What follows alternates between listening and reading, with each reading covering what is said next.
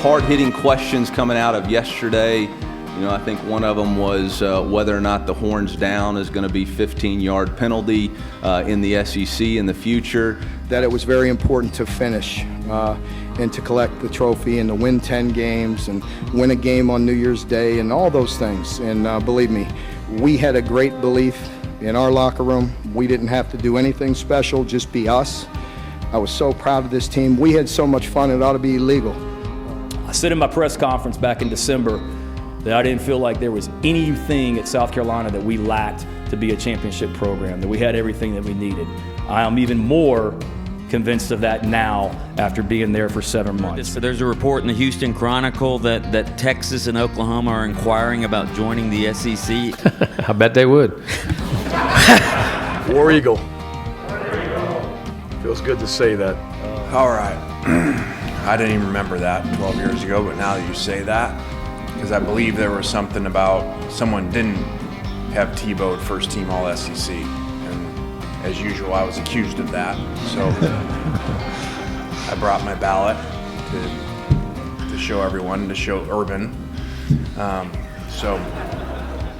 Hey buddy, this beer's for you, Mike, and cousin Shane. That SEC podcast loves the Pirate, and the Pirate loves that SEC podcast. Hail State. Welcome in to the latest episode of that SEC podcast. I'm your host, Michael Breton. I go by SEC Mike on Twitter. And I'm flying solo for this episode, but don't worry, I got a terrific guest lined up. So much going on there in Gainesville with Dan Mullen and his hot seat temperature down there. I know we just had Thomas Goldcamp, if you missed it last week, of 24/7 Sports, Swamp 247 on the show. Wanted to reach out to another Florida Gator insider. We got Will Miles from the readandreaction.com coming up here in a minute. Really wanted to get his thoughts because since we've even recorded, there have been staff changes down there in Gainesville. So a lot of news to get to. So let's start right there in Gainesville. Hottest topic there, of course, in the SEC. And Gator fans got what they wanted. Todd Grantham officially fired by Dan Mullen, as well as offensive line coach John Hevesy. These are two guys that have been on staff there with Dan Mullen his entire time in Gainesville, and they both came from Mississippi State. John Hevesy, in fact, has worked with Dan Mullen dating back to 2001. These guys go long ways back, and it's his case more than Todd Grantham, more to do with recruiting than anything else, because I certainly don't think offensive line has been Florida's biggest issue, although it does seem to be an issue from time to time. I mean, heck, they couldn't run on South Carolina. I don't necessarily think that was the reason he was dismissed, more about the fact that recruiting has taken such a drop off there on the offensive line for the Gators under Dan Mullen. But, of course, Todd Grantham getting the boot, maybe a year too late, maybe should have been done last offseason. Probably would have bought Dan Mullen some goodwill there in Gainesville. But, man, it's hard to spin this one other than sacrificial lambs here. Dan Mullen had to fire somebody to keep his job. And who knows if he's even going to keep it here. This week, nothing to really gain. One way or another, you could beat Sanford by 100 points. It's not going to cool this fan base. And there is a report from Saturday Down South's Neil Blackman that Scott Strickland and some of the higher-ups essentially made Dan Mullen make these changes. What I don't know if quite the story behind there, but head on over to Saturday Down South, read Neil's piece, and basically just said the higher-ups have demanded some kind of change. And there's also some report that I heard, I can't recall where I saw it from, but apparently Strickland and Dan Mullen got in some heated exchange, and Strickland was kind of forcing changes there in Gainesville. So we'll see at the end of the day if this is enough to keep Dan Mullen employed there in Gainesville. I think he's got to win out, because if you lose to Missouri, you lose to Florida State. Florida State's not any good. Missouri, struggling. Of course, hell, Could have said the same thing about the South Carolina Gamecocks coming into that one, yet they obviously got it done over the weekend. So, like I said, a lot of news to get to here in Gainesville. Dan Mullen met with the media. And before we get to that, I should have noted that linebackers coach Christian Robinson is going to take over as the defensive play caller for the rest of the season there in Gainesville. And the former Syracuse coach, Paul Pasqualari, I think is how you say his name. He was kind of Dan Mullen's special assistant. I think that was his title, special assistant to the head coach. He's going to be elevated to a position now that there's 2 openings there on Florida staff. I believe they're going to leave a GA to coach the offensive line. So that's where that's all at. But Dan Mullen did meet with the media on Monday. So let's jump into that on his decision to fire Todd Grantham and John Hevesy. So obviously we realize time to time how much of a business this is. Just how difficult and what was kind of the emotional toll that it took on you to make those decisions to part ways with, I mean, a guy you've been with 20 years on a staff and then another guy you're a friend with? Yeah, I mean, it's always hard because, you have those guys are friends of mine. I have a lot of respect for them, both excellent football coaches. But it is, I mean, my responsibility as the head coach is to do what's best and what I feel is best for the Florida Gators. And that comes above it all. And so it was obviously a really tough decision to make. It was something that was weighing on me. It was something that I was looking and saying, hey, there's, I think it hit. I'm probably going to make changes at the end of the season. And I thought, you know what, for the health of the program, for the health of everybody, and if you're going to do it, we're going to let's make that move now and get us headed in the direction we're going into the future. Specifically,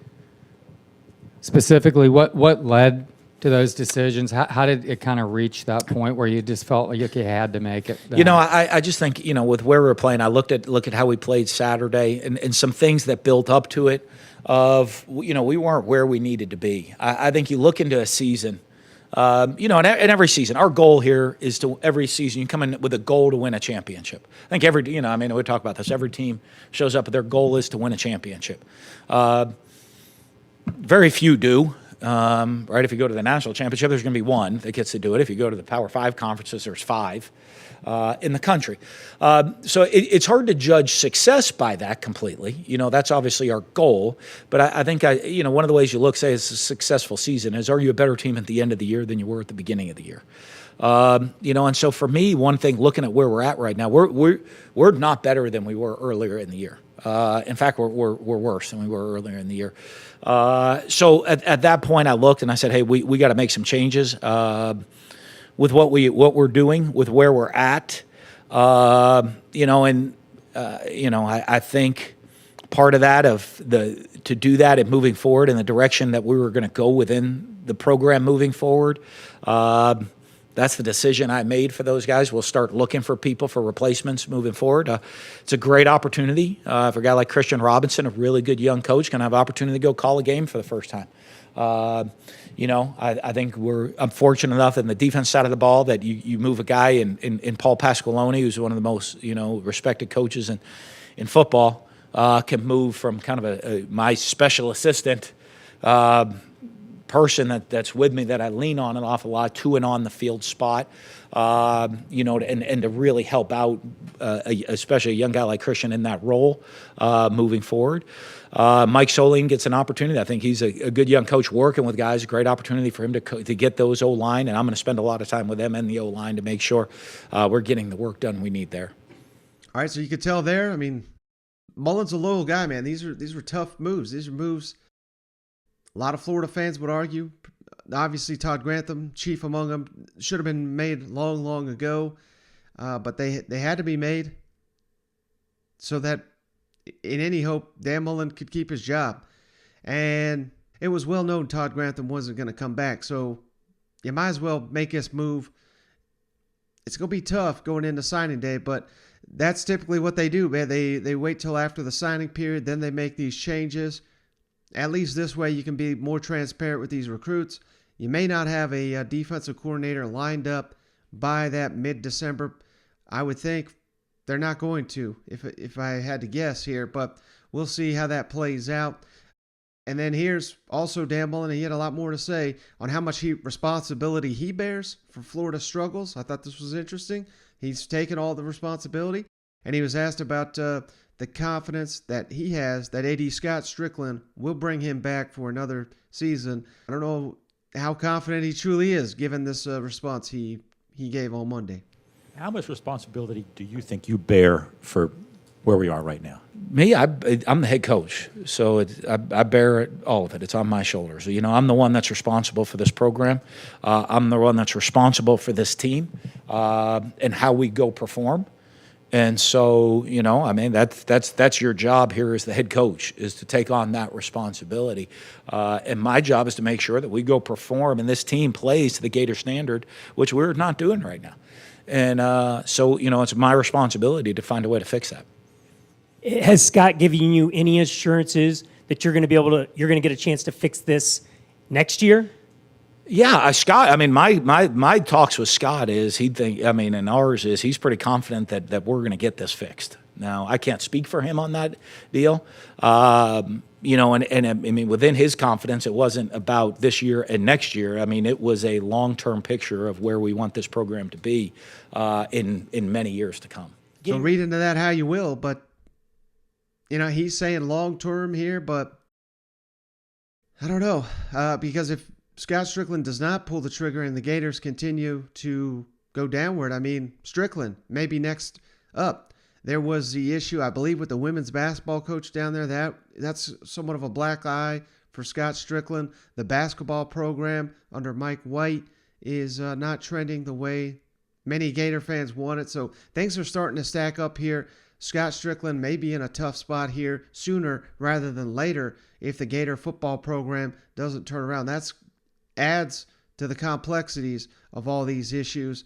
And one other thing here, I wanted to throw it to Dan Mullen because I think this is going to be key. How attractive will positions like the defensive coordinator position under Dan Mullen be, provided he does return, provided you got to assume he's going to be on one of the hottest of hot seats here in the country.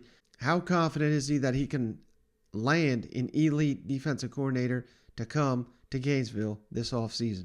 Are you concerned with who you'll be able to get to take this job, given, you know, who knows what your status is going to be next year moving forward? Are you on the hot seat, all that stuff? You know, are there going to be people? Is there going to be people lined up to come? This is Florida.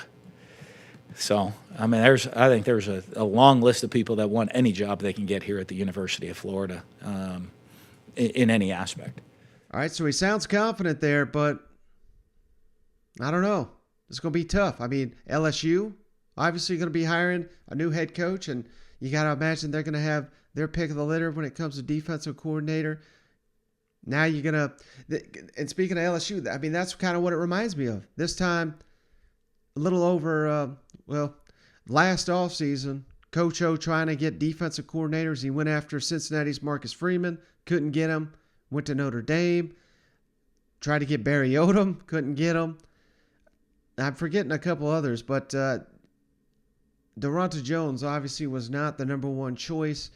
And I think most of that had to do with the fact that everybody knew Coach O was maybe on some dicey ground there. So it's going to be a little bit similar, I would think. And that is something that I asked our guest, Will Miles. So let's get into that conversation. Really appreciate it. Will giving me some time here on a Monday to discuss his latest article over at readandreaction.com. Highly recommend it. There's going to be a link to that article in the show notes, as well as Will's Twitter handle, which is Will Miles SEC. So let's kick it over to that interview with Will. All right, well, we're pleased to once again be joined by Will Miles. You can follow him at Will Miles SEC and head on over to readandreaction.com. That's where you'll find his latest article, The Narrative No Longer in Dan Mullen's Control After an Embarrassing Loss to South Carolina. And he's also got a show, Stand Up and Holler. I cannot recommend Read and Reaction and Stand Up and Holler enough. Will, thanks for joining me. I really appreciate you. Nah, thanks for having me. I appreciate it. It's always fun to talk about Florida, even if it's tough times right now. Yeah, so like I said, Ben, you did, and I've seen the reaction online. You've got to be thrilled with, everybody and everybody that's reading your latest article on Dan Mullen and just kind of the state of the Gator program. You did a heck of a job there, but I really wanted to ask you, why his comments after the game about the band, why did that really stick out to you of all the things you could have focused on? Yeah, I mean, you could focus on 4 and 5. You can focus on the stuff coming out from the Athletic the week prior, where they were where SEC East coaches were calling the team soft, especially on defense. But I think the big thing is that when you look at the Mullen era at Florida, one of the things that's been marked by is that he has been lauded when the team has gone 10-3 or 11-2, or last year when they beat Georgia.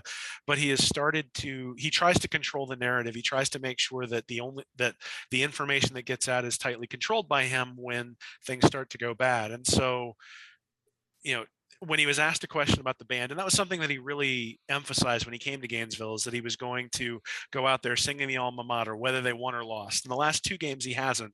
And then when they asked him about it in the post-game press conference, he said he didn't realize that the band was there. And then there was video from earlier in the day where, in 2021, someone has video. And clearly it was, a flippant response to a question that probably should have had a more thoughtful response. And if the response had been, what, I'm as frustrated as anybody. When you get frustrated, you do things that aren't necessarily within your character. It won't happen again. But you're right. I did promise that when I came here, and no big deal, or, and I'll take care of it. Then everybody says no big deal. Right. But you're right, I didn't realize the band was here, I'll get it fixed, is the kind of response that starts to erode trust with a fan base that already has some eroded trust because of the performance of the team this year, because of the speed with which the changes on staff, obviously they came today, or late last night, but the speed with which the changes to the staff have been made, the loyalty there, the inability to make what seemed like obvious decisions, but hard decisions. And so instead of facing down that hard decision, you make an excuse. And that's sort of what it was on Saturday. That's the thing. That's why it jumped out to me in terms of his response for that particular question. Mm-hmm. And speaking more specifically on the action on the field, when's the last time you've seen Florida play so poorly? So 2017 against Georgia and Missouri, right before and after Jim McElwain got fired. 2014 against Missouri at the end of the Will Muschamp era. And then probably sometime in 2010 in the last year of Urban Meyer's era. These types of games where you come in and, let's be honest, South Carolina is a plucky team. Maybe it's in South Carolina Stadium. The stadium is full. Florida had no business losing to South Carolina, just like a lot of teams have no business losing to South Carolina this year. South Carolina is building. Florida is supposed to be a more mature program. They certainly are supposed to be a more talented program. And instead, you lose a close game, some turnovers don't go your way. Hey, it's one of those games like we're on Madden where the computer just decides you are not going to win. Okay, maybe you can make some excuses, but to get waxed by 23 points, and it wasn't that close. South Carolina took their foot off the gas in the second half. So to get waxed like that, there's just no excuse. And the only thing that anyone can really talk about is that it looked like the team didn't want to be there. And that's not a reflection on the defensive coordinator. That's not a reflection on the offensive line coach. That's a reflection on the head coach when your team looks like it doesn't want to be there. And Mullen today said during his press conference that they played with great effort, but not toughness. And I beg to differ. Well, let me ask you this, because obviously with Mullen, I think most people do up until this point, excellent developer of the quarterback position, excellent play caller, one of the best, not only in the SEC, but all of college football. What in the hell is Florida's identity on offense? Because I can't figure it out. Well, that's one of the problems, is that there doesn't seem to be an identity on offense. They haven't been able to run the ball pretty much since the Alabama game. They've really struggled to run the ball. You can see if you look at their points per game, it tracks with the quarterback run game pretty closely. And so, lo and behold, in the Kentucky game, Kentucky figured out how to bottle up Emory Jones, and Florida couldn't put up any points. If you look at the game against South Carolina this past weekend, Florida couldn't get, I think there was that drive in the second half where they were in their own territory, like their own 30, and on third 3rd and 1, they ran Emory Jones and couldn't get it. And then on 4th and 1, they ran, I think it was Damian Pierce or maybe Malik Davis, and couldn't get it either. And so, for a team that leads the nation in rushing, or at least did up until the South Carolina game, to not be able to get a yard against South Carolina, who's one of the worst run defenses in the country, says that they've lost their identity. And you even saw it at the beginning of the South Carolina game. They came out with 10 straight passes. And all of us who follow the team, including many of the fans who were not necessarily beat writers, were like, what is going on here? Like, we all know South Carolina can't stop the run. Why are they throwing the ball? And I think it's a reflection of sort of what they have been seeing over the past few weeks, where, if you're not going to go out and be the most physical team on the field, you're not going to be able to run the ball. And that physical and toughness that Mullen was talking about there, I actually do agree with him. They did not look like a tough team against South Carolina. They looked like they wanted to be a finesse team. And the problem is with Kyle Trask, you can be a finesse team, but with Emory Jones and Anthony Richardson at this point, you can't. You got to put your shoulder down. You got to run over some people, and you got to announce that you're coming for the other team and that you're going to wear them down. And the only time they've done that this year was against Alabama. It was impressive when they did it against Alabama, but it turns out when you only do it once in a 12-game schedule, nobody's all that impressed. Now, you referenced it there. Todd Grantham, of course, gone. Defensive coordinator John Hevesy, who's been I believe with Mullen since 2001, he's gone. What are your thoughts on those moves, and does that potentially clear a path for Dan Mullen to return next season as Florida's head coach, do you think? Yeah, so I think it's a start. Obviously, the fan base has been calling for Grantham's head for probably about 3 years now. I think the people who follow the team have been calling for it since the end of the Oklahoma game. That Oklahoma game was representative of the 2020 season and representative of that he didn't seem to be getting his message through to his players, not just in the Oklahoma game, but the defense essentially cost Florida a shot at a national title last year with their performances against Alabama and specifically against LSU and Texas A&M. That Texas A&M game, they had no business losing, and somehow they lost it because the defense couldn't stop anybody. The LSU game, they had no business losing and somehow couldn't stop Max Johnson in his first start on the road in the swamp. So the Alabama game, hey, you can deal with that, right? You lose to the team. Quite honestly, last year's Alabama team was a pretty transcendent team. I'm not sure anyone was going to beat them, but if the defense had been able to get any stops at all over the course of those 3 games, that season looks a whole lot different.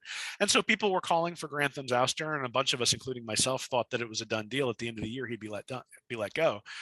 Now, the problem is that you start looking at that and then say, okay, well, Grantham hasn't necessarily made the adjustments that he needs to make, but is that indicative of his supervisor, right? His supervisor, the adjustment was to change the defensive coordinator. The fact that you didn't change that defensive coordinator and now the defense is still a problem and can't stop the run and can't stop counters and pretty simple actions is indicative that the decision-making process at the end of last year was flawed, and that waiting until now, the decision-making process has been flawed.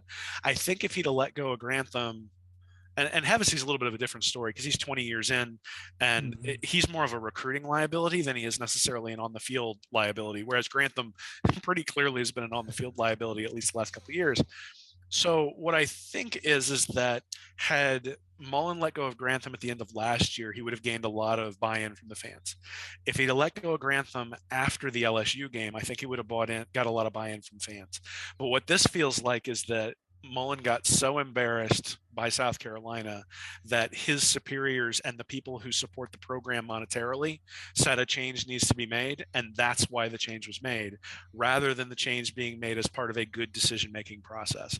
And so that's the thing that worries, I think, me and other people as well when they look at this, was the change made because the change had to be made because the noise was so loud that a change needed to be made, or was it part of a decision-making process that's going to make the team better in the long run? Because let's be honest, if you're going to bring another defensive coordinator in, you got to follow a good, solid process to find a good defensive coordinator and bring him in. So yes, this is going to buy Mullen time unless he antagonizes people who are higher than him in the chain. And his press conference today, I think, was one of his better ones over the past couple of months. Unless he becomes obstinate or something like that, which I don't foresee happening, I think this is giving him a runway to next year. I think the rope will be pretty short, which means that the selection of assistant coaches that he has is going to either be, they're going to have to give some guys some guaranteed money, or they're going to have a limited selection in terms of who they bring bring in at the coordinator and the offensive line position. But, this is the University of Florida. I think at the end of the day, you're going to be able to bring in high-level coaches. The question is going to be, is the decision-making process for bringing those people in sound? And the reason you would doubt that is because you're not sure that the decision-making decision in terms of, or the decision-making process for making a change was sound. Yeah, I'm glad you said that, because I was going to ask you. He certainly seemed to believe that he'd be able to get quality coordinators in there. But it kind of reminded me a little bit. Maybe you can't compare every situation, but last offseason, obviously LSU had a lot of trouble getting a defensive coordinator in there. Let's assume Dan Mullen does return. Does his ability to land a coordinator, do you think that will say a lot about his future status there in Gainesville? Well, the defensive coordinator is going to have to turn around the defense the same way Mullen did in 2018 when he turned around the offense. Because at the end of the day, they're going to need better performance on that side of the ball. And to be honest, I think they have the players. So if you look at the overall talent profile, Florida should lose to Alabama, Florida should lose to Georgia, shouldn't have lost anybody else in the schedule this year, especially the way LSU was injured and hurt and sort of limping into that game, even though it was in Baton Rouge. So, that's sort of the baseline. And I think they'll be able to get that done with better defensive play. As far as the defensive coordinator, I think it's going to take a special situation. You're going to have to identify the guy who's like the Joe Brady when he went to LSU to take over that offense. Because if Joe Brady had gone to LSU and the whole thing had flopped, Orgeron got blamed. Right. And so that doesn't harm Joe Brady's career. Now, if Joe Brady had been some guy who was a head coach someplace else, got fired, and then got brought in as offensive coordinator at LSU, and the offense doesn't move, then he's sort of got that, well, he didn't get the head coaching job. He didn't get the job as a head coach. Now he didn't make a difference as a coordinator. Do I really want to bring in a retread as that next career move? So to me, that eliminates guys who are sort of, you'll hear people throw out guys who are head coaches right now who are on the hot seat, who might get let go, who might come in, who have relationships with Dan Mullen. I think it eliminates those sorts of guys. I think it brings into play guys who might want to get back into head coaching. So, you've heard guys like Gene Chizik mentioned. That would make a lot of sense, because if Chizik comes in and makes a difference at Florida in 1 year, then he's going to get to move on and be a head coach someplace else if that's what he wants to do. Now, he's got to want to do that. It's got to fit with his with his family desires and things like that. But Chizik has enough of a background that if he comes in there and things don't turn around, then it can still be a blame Mullen, blame Grantham situation and he would get additional opportunities. So that I think is going to be the calculus for people who come in. It's a high risk spot because you don't know whether Mullen's going to get more than next year, but it's also a high reward spot because if you do turn things around, the way Joe Brady is viewed in college football circles, just off of that 1 year at LSU, got him the job in Carolina. And if he wants to come back as a head coach in college this year, I think he'll have a list of organizations that are lining up to bring him back. And so, that 1 year sets him up for the kinds of success that you can really get and being able to move up the ladder really, really quickly. And I think there will be some people who see Florida's opportunity at defensive coordinator in very much the same way. So it won't be Will Muschamp. No, it won't be Will Muschamp. To be honest, that you've heard that a lot. One, it doesn't make sense from the standpoint of just, bringing in a former head coach at the school to be a defensive coordinator doesn't make sense. Two, I think he's probably done enough at Georgia that he's going to get some opportunities elsewhere, which would make some sense. And then three, he's probably, I would think at this point in his life, I don't know that he's going to be looking to get a major college head coaching job. Maybe he just wants to relax and sort of be a coordinator and let somebody else deal with all the stuff that Mullen's dealing with on a day-to-day basis right now, as opposed to having to be the front and center guy for one of these things. I imagine that as these guys, when they go through the pressure cooker of being a head coach, that when they get to step back and be a coordinator, that some of them really miss the power and prestige and authority and money that comes with being a head coach. Right. I imagine there are also people who just go, wow, being a coordinator is awesome.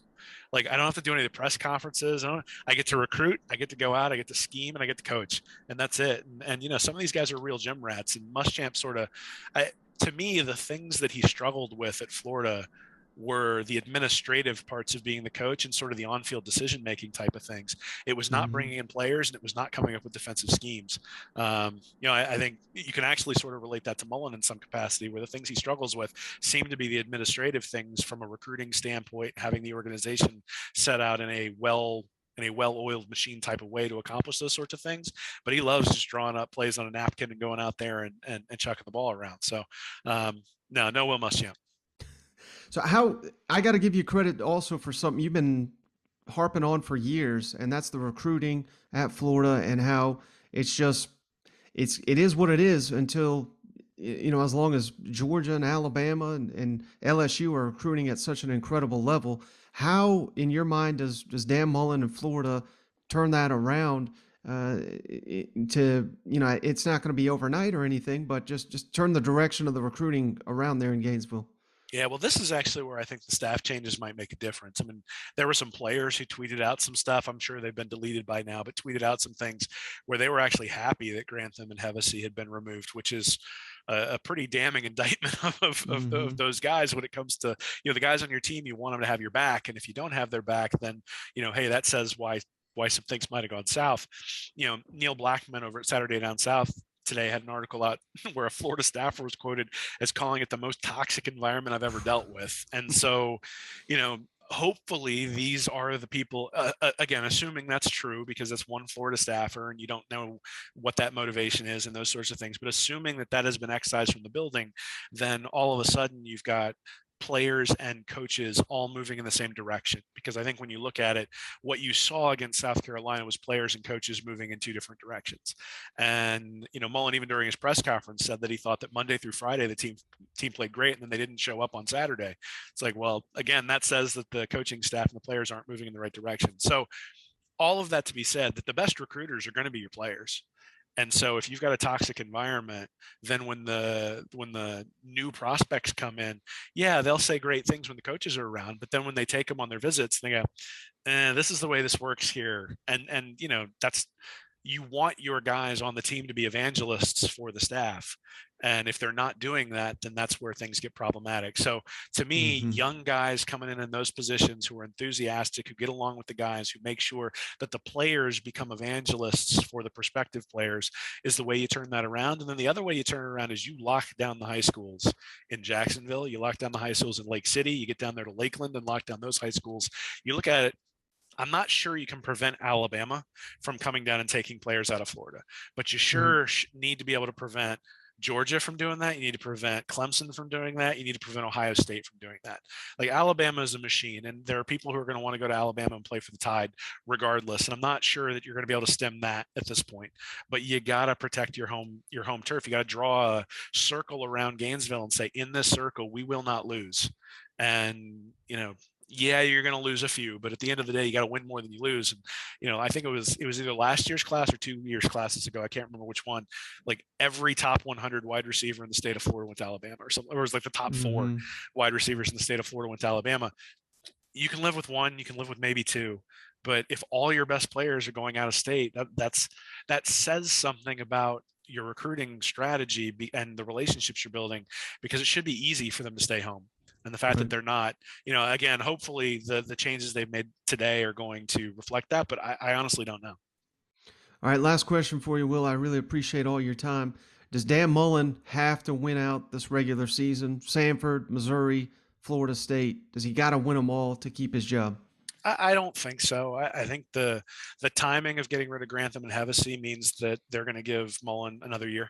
I think that's the writing on the wall. Again, if he does something that's like egregious, where it's like insubordination or does something kind of like last week where he stuck his foot in his mouth talking about recruiting and the noise gets unbearable, maybe. But at the end of the day, if the noise coming into the administrators was enough that Mullen was going to lose his job without with further declines in performance the rest of the year, then I don't know why you make the change with Grantham and why you make the change with Hevesy today.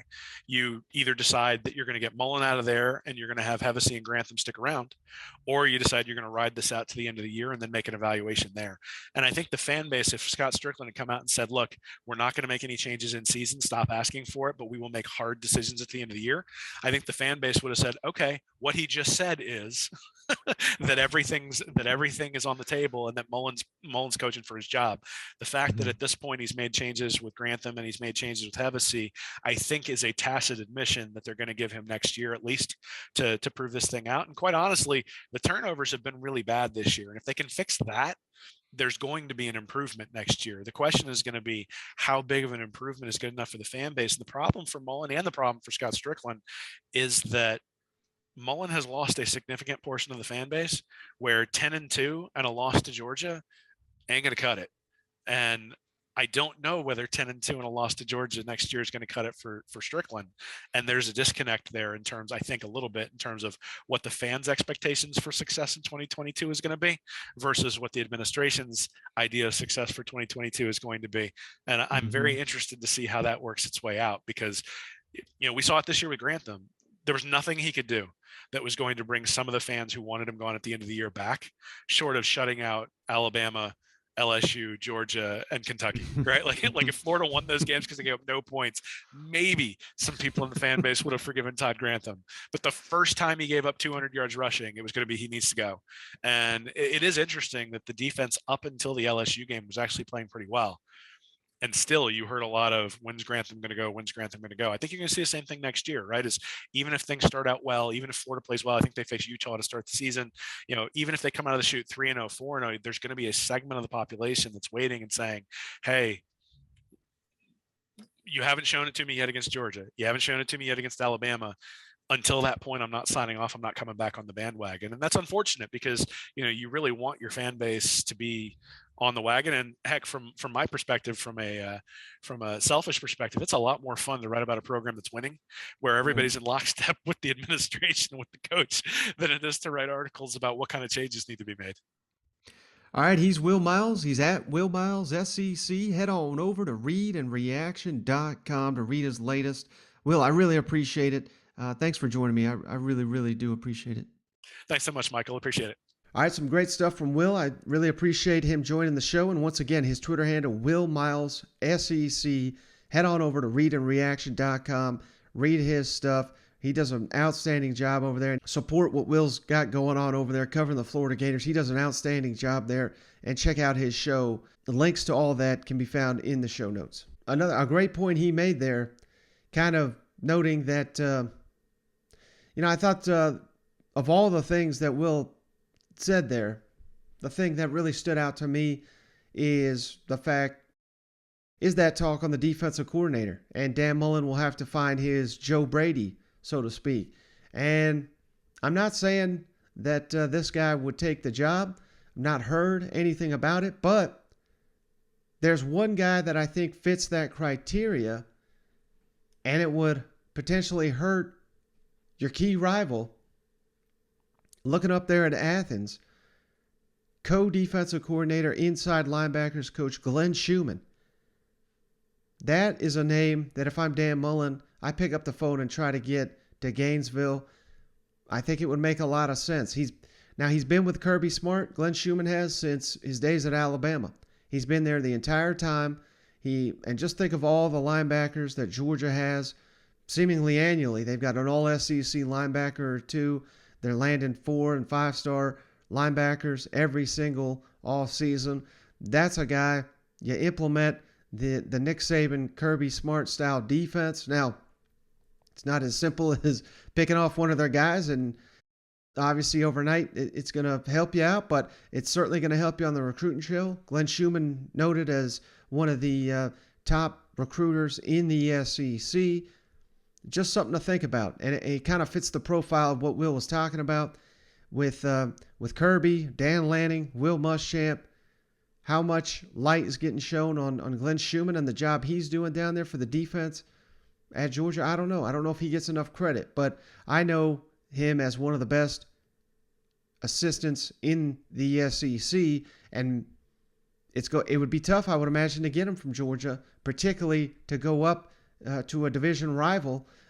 I don't even know if he'd take the job, to be honest with you, because I don't think Kirby Smart would hold it against him by any means, but I don't think he'd want to lose one of his key assistants to Dan Mullen. But maybe that's a move you make, because it would elevate you to, if Glenn Schumann wants to be a head coach, He's going to need to be a full-time defensive coordinator, probably away from Kirby at some point. So, hey, that's just a name that pops out. And again, I'm not saying that I'm hearing that already or anything like that, but that is one that you potentially really help your defense, and you hurt Georgia at the same time. So it'll be interesting to see who Dan Mullen tabs here, if he even keeps his job there in Gainesville. But that's one guy that I would have circled on my radar. And speaking of the Bulldogs, let's jump on down to Athens real quick. Where one thing, and why this really popped into my head, I heard it from Paul Feinbaum on the radio interview. And I know some people really don't like Paul Feinbaum. I love him. I think he's fantastic. He's one of the best in the country for a reason. There's a reason he's quickly become one of the faces of ESPN's college football coverage. And, of course, the SEC network is because, he just does such a damn good job. And he's kind of dominated the radio landscape there in the South for so many years. But that being said, and I'm not trying to totally pick on him because I'm seeing it from a lot of places, but I did see an interview with him on Monday where he was talking Georgia Bulldogs and basically said this is not an all-time Georgia team because the offense holding them back from being in the class of 2020 Alabama, 2019 LSU, and teams of that caliber because they don't have anything special on offense. And again, I'm seeing that from a lot of people. A lot of people think that the offense could potentially hold Georgia back from winning it all this season. And I push back on that one because, of course, they lost their starting quarterback. George Pickens not in the lineup. Darnell Washington took him several weeks to get in there. So many injuries at the receiver position. We're slowly getting those guys back. Don Blaylock is not yet back for the Bulldogs. We've had Arian Smith. He's working his way back. On and on. Jermaine Burton was banged up. So many issues there with the Georgia Bulldogs. Yet, look at some of these stats here for Georgia's offense in the SEC. And these, I don't cherry pick anything. These are crucial stats that define your success, in my opinion. Yards per pass attempt. Georgia, number one in the SEC, yards per pass attempt. That's a critical stat. Number two in scoring offense, obviously an important one. Number 5 in explosive plays, and I count those as 20 or more yard plays. And number 5 in third down conversion rate, 45% on third down are the Georgia Bulldogs. And again, they're doing this with a backup quarterback, limited receivers that are getting better and better each week as they get healthy, and an offensive line that, to be fair, has kind of had to gel a little bit, but I think they're there now. And they've got all these running backs that, most people in the country would trade their running back room for Georgia. So you combine all that. I mean, this offense is playing to the caliber that they can be SEC champions, that they can win the national championship. And I'm not even talking about quite possibly the best defense we've ever seen in the SEC. I don't want to crown them just yet until they go out there and win it all. I don't think you can give Georgia that title, but they're well on their way to being elite. So I ain't buying the fact that Georgia does not have the offense to put them in that elite category. They are there so far this season. Now they got to finish the deal.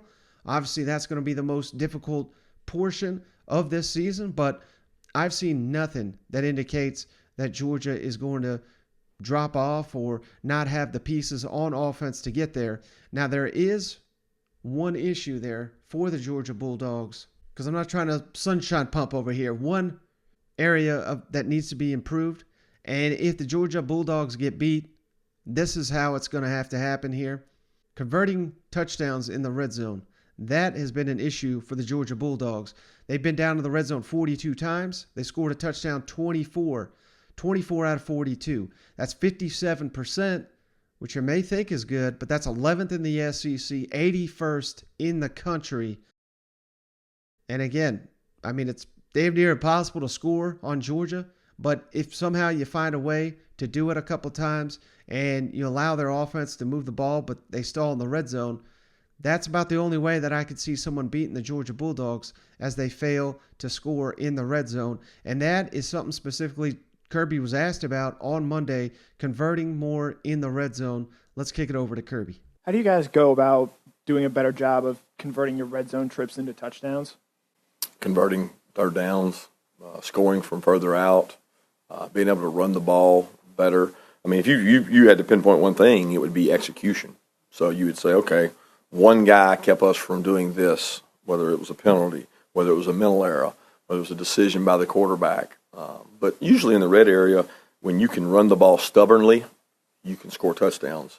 And when you can't run the ball stubbornly, meaning there's people in the box, it doesn't matter how many, because there's not as much depth on the field. People aren't worried about the ball being thrown over their heads. So you've got one extra hat, in some cases two extra hats to block in the red area. So you've got to be really well executing to do that.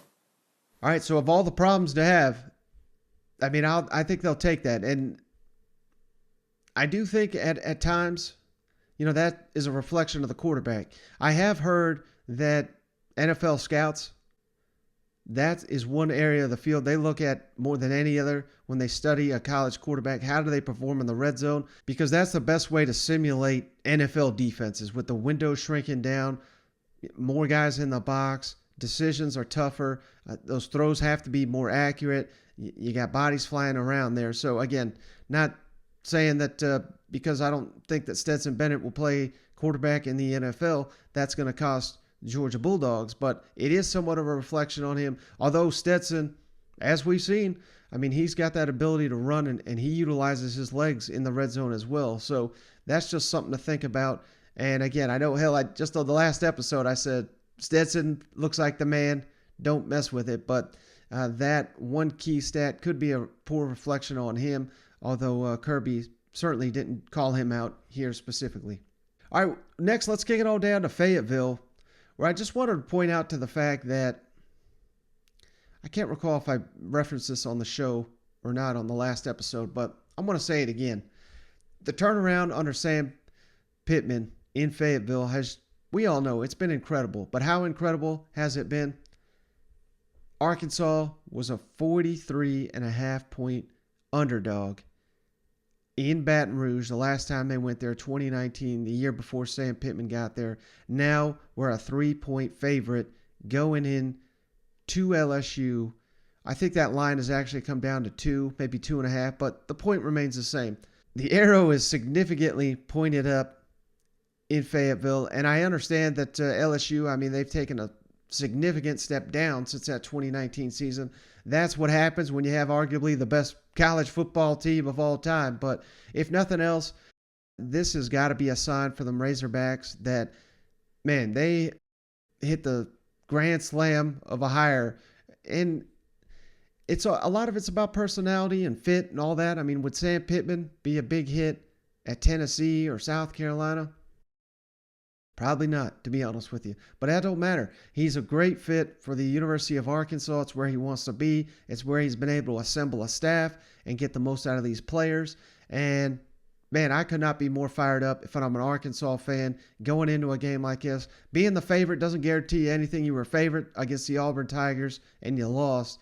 But, hell, now that I'm sitting here thinking about it, Arkansas thrives in that underdog role. But, hell, you were favored against Mississippi State too, and you beat them. So just wanted to point to the fact that Arkansas, man, things have turned around in a hurry. And if this is how much things change in a 2-year span and things continue to trend in the right direction, just imagine where you could be in 2 more years. Hell, you may be one of the college football playoff contenders, one of the true SEC contenders in that short of a time. It truly can happen. And if you're doubting that, look no further than being 43.5-point underdogs to a 3-point favorite just 2 years later against one of the teams in your division. You came in, LSU won the national championship the year before you got here. You're going down there and you're in your 20th game here and you're favored over them. But did you ever think in the wildest expectation that the program would get to where it is this fast? Well, I think it's a little bit of combination of the both teams, obviously. But I don't know. You know, I've got a strong belief in the University of Arkansas. We came here to try to win football games, you know, the best we know how. But no, going to LSU at night and being favored in year two, probably honestly, probably no.